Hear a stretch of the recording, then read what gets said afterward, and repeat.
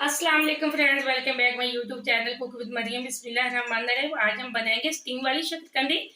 आप अक्सर बाहर से शकरकंदी लेके खाते हो, उसके अंदर पानी बिल्कुल नहीं होता, बहुत मज़े की, बहुत ही मीठी होती है। यहाँ शकरकंदी बनाने के लिए मैंने आधा किलो शकरकंदी ली थी, जिसको मैंने अच्छे से इस तरीके से धो लिया, साफ कर लिया। अब मैंने कढ़ाई ले ली है इसको स्टीम देने के लिए। अब यहाँ मैंने शकरकंदी डाल दी, इसी के साथ में आधा कप इसके अंदर डाल दूंगी पानी का।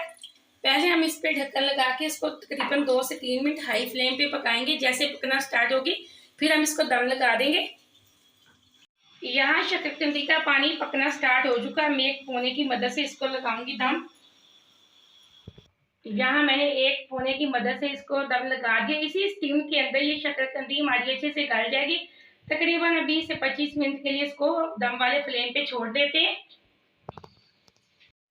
यह 25 मिनट हो चुके हैं शकरकंदी को गलाने के लिए छोड़े हुए। अब हम शकरकंदी चेक कर लेते हैं। माशाल्लाह एकदम से ये देखें इसी स्टीम के अंदर अच्छे से गल चुकी है। हम इसको एक प्लेट के अंदर निकाल लेते हैं और इसका छिलका अच्छे से उतार लेती हूँ। मैं आपको बताती हूँ कि हमने इसको खाना कैसे है या मेहमानों को कैसे सर्व करना है या हमें बाहर से कैसे मिलती है, क्या मसाला वो डालते हैं।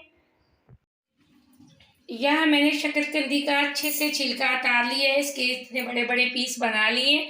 अब जो बाहर वाले मसाला डालते हैं वो चाट मसाला और काला नमक मिक्स करके डालते हैं। अब यहाँ मैं थोड़ा सा डाल दूंगी चाट मसाला, थोड़ा सा हम डालेंगे काला नमक,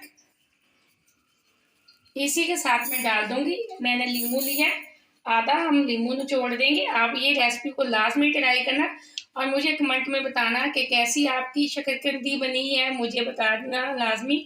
और वीडियो को शेयर भी करना। मुझे दे अगली रेसिपी के लिए इजाज़त। अल्लाह हाफिज़।